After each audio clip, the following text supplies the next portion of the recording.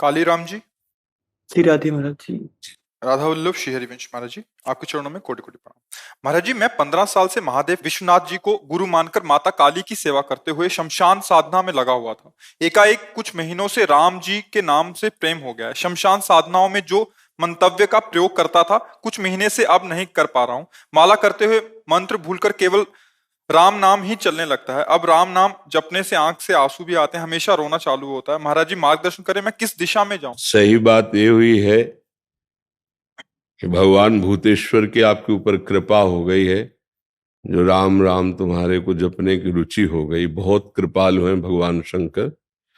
जा पर कृपा न करें पुरारी, सो न पाओ मुनि भगत हमारी। परम कृपालु भगवान शिव आप पर बरस रहे हैं। आप जो हृदय में आया उसी में चल दीजिए, कोई प्रश्न नहीं, इस पर कोई विचार नहीं। अपने आराध्य प्रदत्त मार्ग पर विचार नहीं किया जाता, चल दिया जाता है। ये प्रभु ने आपको चलने का अवसर दे दिया है।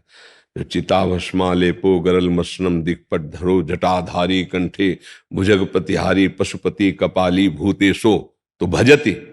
अगर उनका भजन करते, जगदीश ही का पदवी, ये जगदीश की पदवी प्रदान करते हैं। जब भगवान शिव प्रसन्न होते हैं तो ये प्रदान कर देते हैं। भगवान अयोध्या वासियों से कहते हैं, औरो एक गुप्त मत सबई कहो कर जोर, शंकर भजन बिना नर भगत न पावे मोर। महादेव प्रसन्न हुए, अब ये मार्ग दे दिया, अब बहुत सावधानी से चलो। महाराज जी, जैसे जब ये नाम जब मिला तो हम शमशान साधना करके परेशान हो गए थे किसी तनाव से। महाकाली देखो एक हम आपको बात बता रहे हैं। भगवान भूतेश्वर को प्रसन्न करने के लिए मार्ग हैं, जैसे अघोर मंत्र है, अघोर पंथ है, बहुत से मार्ग हैं। हमारे भगवान का एक स्वभाव है, ये यथा माम प्रपद्यन्ते तास तथैव भजाम्य हम। अगर आप उनको अघोर रूप से देखोगे वैसा आपको अनुभव करा देंगे। वो भूत रूप से देखोगे भूत रूप से आपको दिखा देंगे। मंत्र सिद्ध करके वासनाओं की कामनाओं की पूर्ति के लिए सिद्ध बनकर पूजने लगोगे, लेकिन भगवत साक्षात्कार नहीं होगा। आज शिव जी की कृपा हुई कि आप भटकने से बच गए और मार्ग आपको मिल गया। इसलिए सौम्य और शांत और पवित्र आहार करते हुए दैन्य भाव से चलोगे तो जीवन कृतार्थ हो जाएगा। हाँ, कब जैसे शिव उपासना में है, जो संभल नहीं पाते हैं तो फिर वो गलत मार्ग का अवलंबन ले लेते हैं, क्योंकि हम काशी में ही रहे, घाटों में ही रहे और उन्हीं के उपासक रहे हैं। फिर वो इसीलिए तो हम आपके पास आए। हाँ, वो अन्य जो नहीं पाना चाहिए वो पाने लगते हैं, जो नहीं पीना चाहिए वो पीने लगते हैं और कहते हैं भगवान शिव हलाहल विष समस्त देवता और भगवान की प्रार्थना स्वीकार की। जिस समय समुद्र मंथन हुआ तो समुद्र मंथन से सबसे पहले हलाहल विष निकला, जो पूरे विश्व को भस्म कर देता। तो स्वयं अजित भगवान श्री हरि समस्त देवता दैत्य भगवान शिव के शरण में गए और जब वंदना की और कहा प्रभु रक्षा करो इस जगत की, क्योंकि आप ही कर सकते हो रक्षा। तो उन्होंने प्रार्थना की और भगवान शिव ने पूरे हलाहल विष को कंठ में रोक लिया और नीलकंठ नाम। वो कोई नशा थोड़ी करते हैं यार।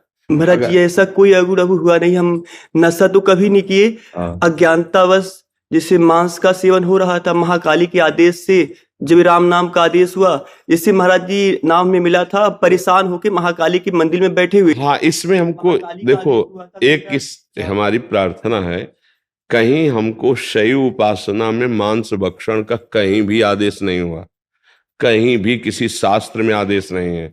आप ये कहीं किसी गलत सलाह में या अपने मन की सलाह में फंस गए नहीं। आजीवन बचपन से लेकर के अभी तक, मतलब महाराज जी उसका वही संकल्प लेके परित्याग कर दिया, काफी समय हो गया। अब कभी नहीं क्या सामने माँ काली के आदेश से छोड़ दिया, अब कभी महाकाली के आदेश से हमने ऐसा किया। जैसे अनुभव हुआ परेशानियों से, माँ ने बोला 4 लाख का, ऐसा अनुभव हुआ कि 4 लाख राम नाम का जाप कर लो। हमको बस इतना केवल कहना है कि हमारी वो माँ ही नहीं हो सकती जो हमारे भाइयों की हत्या पसंद करती है। अगर वो हमारी जगदम्बा है तो हमारा ही भाई वो है। और अगर बकरा की बलि लेकर अम्मा प्रसन्न होती तो मुझे लगता वो अम्मा नहीं है। ऐसा माँ का स्वभाव नहीं है। ये हमारा अपनी जिह्वा को पोषित करने के लिए ऐसी लीलाएं करते हैं, नहीं तो अम्बा ऐसा। अम्बा ने रक्त चाटा, रक्त बीज का कारण था। वो ऐसा राक्षस दैत्य था कि अगर उसका अस्त्र मारो और जितने बूंद वो गिरेगा रक्त, उतना दूसरा रक्त बीज तैयार। अब कोई देवता अस्त्र प्रहार करे तो सैकड़ों लाखों रक्त बीज तैयार। अब अम्बा ने विचार किया, आप कैसे इसको कैसे, भाई आप जितना काटो उसको, एक को काटा जितना रक्त निकला लाखों रक्त बीज वैसे ही तैयार हो गए। तब आद्या शक्ति महाकाली की सब देवताओं ने प्रार्थना की कि अम्मा तुम ही देख सकती हो, बहुत ही उद्दंडता कर रहा है। तो योजनों लंबी जिह्वा, योजनों विशाल खड्ग और खप्पर मारा, जिह्वा में लपेट करके पूरा चाट गए, एक और नहीं, सबको मार के। तो अम्बा ने ये किया है अपने बेटों के रक्षा के लिए। ये जो निरीह जीव हैं, तुम्हारे एक चुटकी से ऐसे काटे तो आ करोगे, पर दुख देने वाला कभी सुखी हो जा, किसी की आराधना करता हो, मुझे तो समझ में नहीं आता। आराधना का स्वरूप होता है परिहित सरिष। कोई भी सिद्धांत ऐसा हमें आज तक नहीं मिला, क्योंकि शैव उपासना में हम भी रहे और बहुत अनन्य रहे और कट्टर शैव रहे, कोई मिलावट नहीं रही है। हाँ, ऐसा नहीं कि हम चिता की भस्म नहीं लगाई या काशी के घाटों का सेवन नहीं किया या भस्मीभूत महादेव जी की आराधना नहीं की, पर अभक्षा भक्ष का कहीं भी ऐसा नहीं लिखा। देखो, एक स्थिति होती है, जैसे आद्य गुरु भगवान शंकराचार्य जा रहे थे तो अपने शिष्यों की परीक्षा के लिए, वो एक जगह मछली बिक रही थी, ऐसे उठाया, ऐसे ऐसे खड़े हो गए, तो 4 जो शिष्य थे वो खड़े रहे ऐसे, और अन्य जो थे कि गुरुजी पा रहे तो अनुकरण कर रहे हैं। आगे बढ़े तो कांच गलाया जा रहा था, नारियल का खप्पर में ऐसे भरा कांच हो, ऐसे गलता हुआ कांच पी लिए। अब शिष्यों की तरफ देखा, उनकी तरफ नहीं, बोले पियो। गुरुजी सामर्थ्य नहीं तो मछली क्यों खाई? बोले आपने खाई। तो बोले पिया ना हमने। उनसे पूछा आपने क्यों नहीं खाया जब हम पा रहे थे? तो उन्होंने आपने आज्ञा नहीं करी। उत्तम बात यह है कि जो सिद्ध महापुरुष कर रहे हैं वो हमारी सामर्थ्य है। अब उन्होंने ऐसे किया, जिंदा मछली निकल गया, जल में छोड़ दिया। अब वो ऐसे किए तो सब लीवर में पहुंच चुकी थी।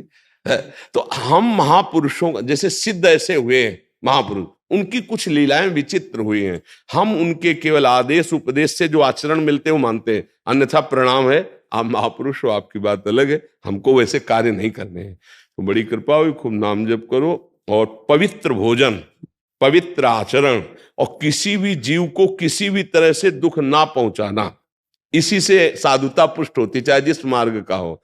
नहीं तो आप देखो, आप खुद निर्णय करें कि आपकी बुद्धि आपको धोखा देने लगी थी, मतलब हाँ, आगे चल करके जो स्थिति आती वो आप अपने को भले सिद्ध कहते, लेकिन एक पागल किसी और कोई स्थिति नहीं रहती।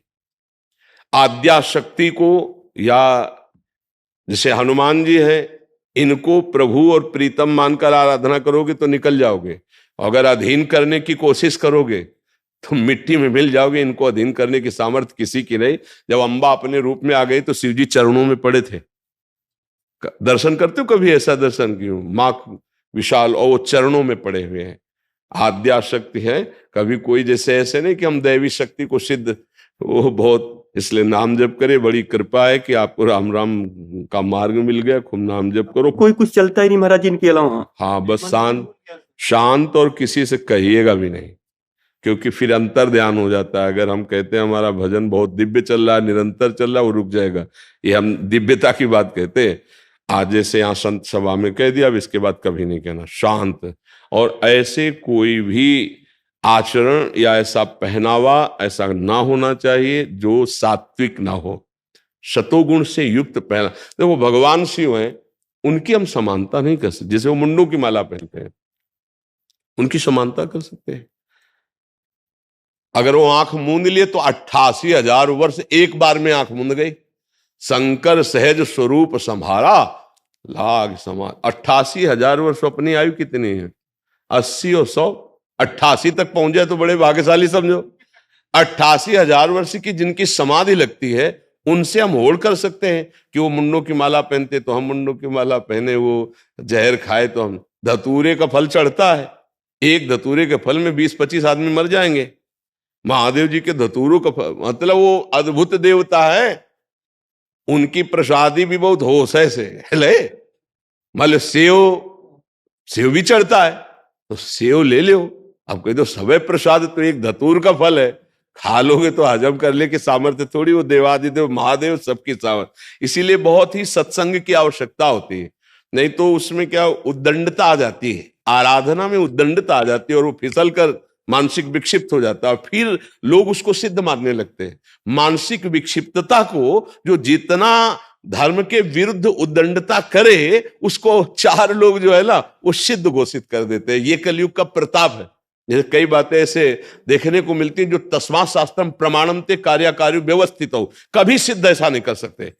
क्योंकि जैसे हम सात्विक भाव लेकर के चले और परिपक्व हुए तो वही भाव रहेंगे ना। तो सिद्धावस्था में तो और सावधानी सिद्ध हो चुकी है, वो असावधान कैसे बर्ताव करता है। आजकल जितना कोई असावधान बर्ताव करे तो उसे कहा जाता है ये सिद्ध हो गए, क्योंकि अज्ञानी जीव है। सिद्धावस्था की हर एक स्थिति हमारे शास्त्र में लिखी है। सिद्धावस्था का सीधा परिचय है जिसकी कोई चाह नहीं रह गई है, जिसको अपमान दुख नहीं दे सकता, सम्मान सुख नहीं दे सकता, जिसको मृत्यु से भय नहीं लगता, जो सच्चिदानंद की स्थिति में हर समय रहता है, वो परिपक्व माना जाता है। अब ऐसा नहीं कि भक्ष का कोई विधान न माने, मन मानी आचरण कर बोले, क्यों बोले सिद्ध हो गए या उदित हो गए, ऐसा हमने शास्त्रों में नहीं पाया। हमने सिद्धों के खूब दर्शन किए गंगा किनारे, बड़ी मर्यादा से, बड़ी शास्त्र पद्धति से रहने वाले। तो इसलिए सावधान होकर चला जाए, कहीं त्रुटि न हो जाए, नहीं बुद्धि भ्रष्ट हो जाएगी, डिप्रेशन में पहुंच जाएगा, पागल हो जाएगा और उसे लोग सिद्ध मानेंगे। चमत्कार ये होता है कि उसी को सिद्ध मान लिया जो इतना ऊट पटांग बोले अरे सिद्ध पुरुष अवधूत है इनकी, नहीं उसको दवा की जरूरत है, उसे दवा ले, शांति से शास्त्र मर्यादा से चले, ऐसा है जी।